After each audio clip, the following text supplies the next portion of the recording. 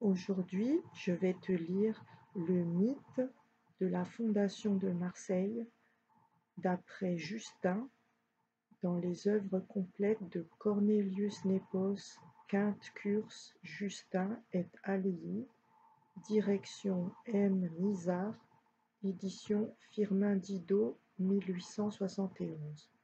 Livre 43, extrait du chapitre 3. Sous le règne de Tarquin, de jeunes phocéens, partis de l'Asie, arrivèrent à l'embouchure du Tibre et firent alliance avec les Romains. De là, naviguant vers l'extrémité de la mer des Gaules, ils fondèrent Marseille, entre le pays des Liguriens et les sauvages populations gauloises, et firent de grandes choses, soit en se défendant contre ces barbares, soit en les attaquant à leur tour. Resserrés dans un étroit espace, sur un sol aride, les phocéens étaient plus marins qu'agriculteurs.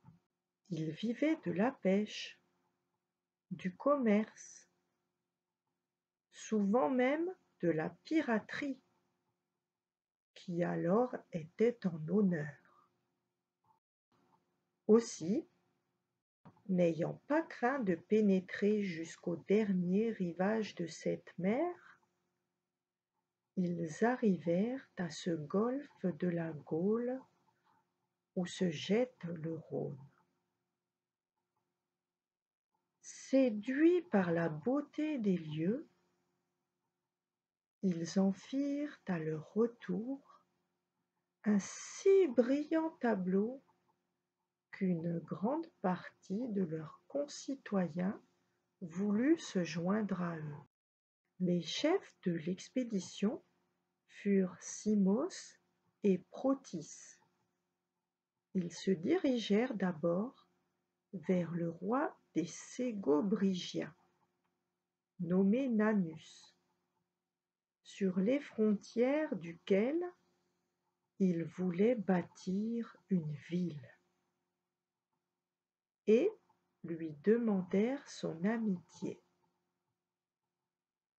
Ce roi préparait alors les noces de sa fille Gyptis, qu'il devait, suivant l'usage de ces peuples, donner à celui qu'elle choisirait au milieu d'un festin.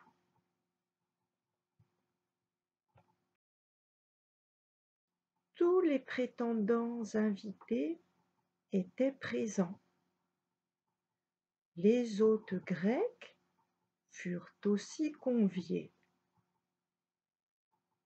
La jeune fille étant introduite, et son père lui ayant ordonné d'offrir l'eau à celui qu'elle choisirait, elle se tourna vers les Grecs, sans jeter même les yeux sur les autres convives, et présenta l'eau à Protis. Celui-ci, d'étranger devenu gendre du roi, reçut de son beau-père le terrain où il voulait bâtir une ville. Marseille fut ainsi élevée près de l'embouchure du Rhône, au fond d'un golfe et comme dans un coin de la mer. Les Liguriens, jaloux de ces accroissements, harcelèrent ses fondateurs par des guerres continuelles. Mais les Grecs repoussèrent leurs attaques avec tant de succès qu'ils les vainquirent complètement et fondèrent de nombreuses colonies sur le territoire qu'ils leur avaient enlevé.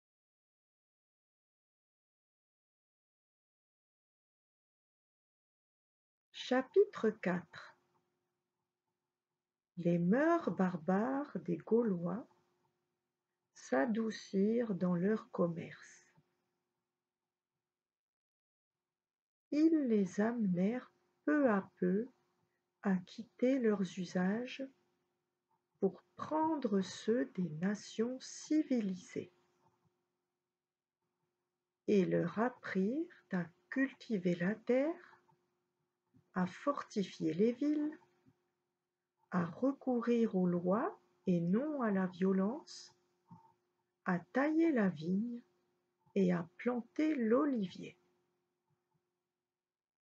Tel fut alors le changement qui s'opéra dans les hommes et dans les choses, qu'il semblait non pas que la Grèce eût passé dans la Gaule, mais que la Gaule se fût transportée dans la Grèce.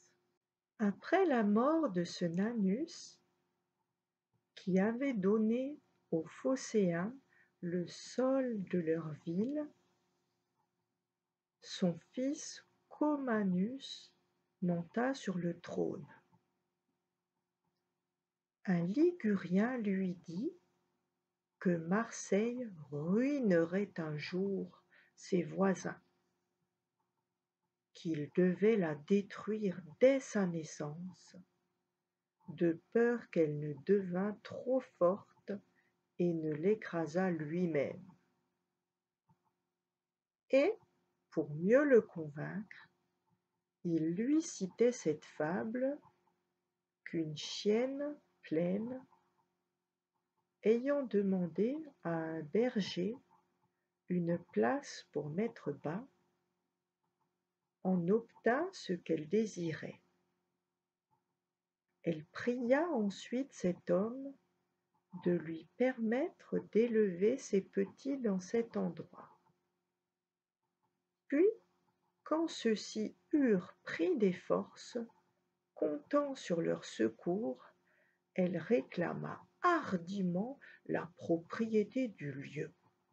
Qu'il en serait de même des Marseillais qui, aujourd'hui, simples colons, se rendraient un jour maîtres de tout le pays. Excité par ces conseils, le roi tendit un piège aux Marseillais. Le jour de la fête des Florales, il envoya dans la ville une troupe d'hommes braves et résolus demander l'hospitalité. D'autres y furent transportés dans des chariots couverts de joncs et de feuillages. Lui-même se cacha avec son armée dans des montagnes voisines, afin de surprendre la ville pendant la nuit, lorsque les émissaires lui en auraient ouvert les portes, et qu'elle serait ensevelie dans le vin et le sommeil. Mais une femme,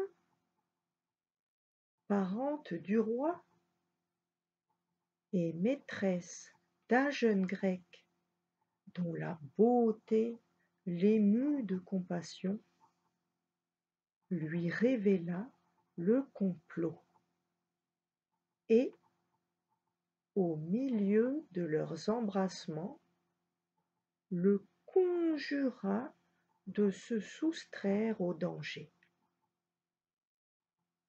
Celui-ci en informa aussitôt les magistrats. Le piège ainsi découvert, les Liguriens épars dans la ville furent arrêtés, et les autres saisis sous les joncs qui les cachaient. Tous furent égorgés. les embûches du roi furent tournées contre lui. Il y périt avec 7 000 des siens. Depuis ce jour, les Marseillais ont maintenu l'usage de fermer leurs portes aux jours de fête,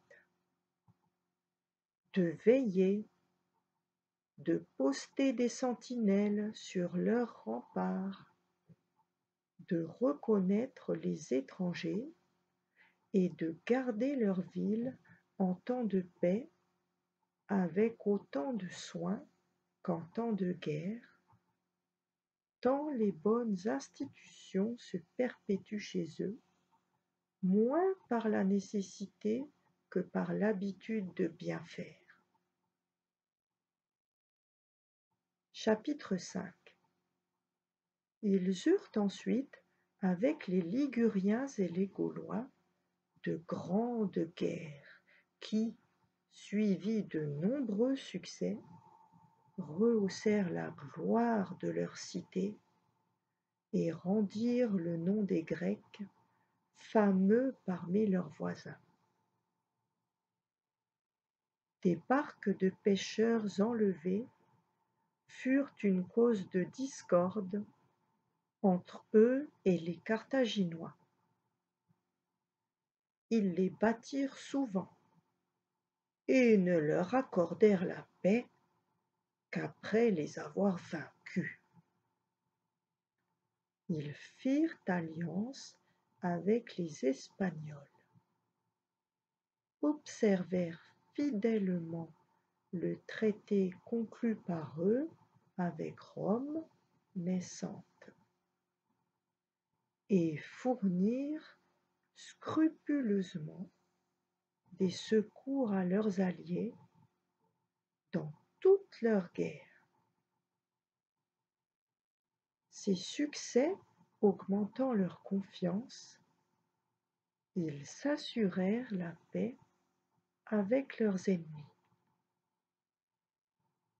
Marseille florissait donc par sa renommée, par ses richesses, par sa puissance qui s'accroissait tous les jours, lorsque les peuples voisins se liguèrent tout à coup pour la détruire, pour étouffer cet incendie qui les menaçait tous.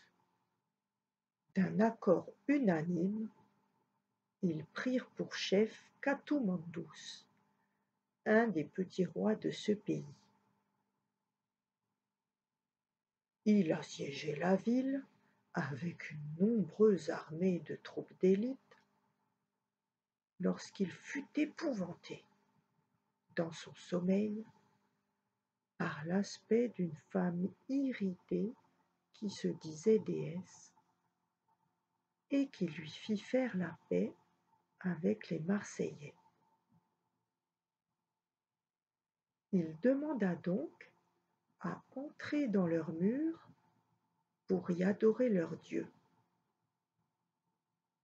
Arrivé au temple de Minerve, il aperçut sous le portique la statue de la déesse qu'il avait vue en songe, et s'écria que c'était elle qui l'avait épouvanté dans la nuit et qui lui avait ordonné de lever le siège.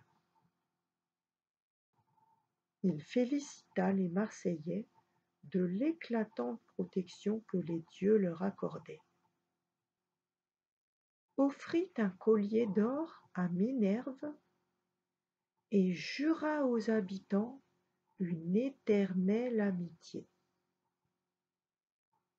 Cette paix conclue et la sécurité rétablie, des députés de Marseille revenant de Delphes, où ils étaient allés porter des présents à Apollon, apprirent que Rome avait été prise et incendiée par les Gaulois.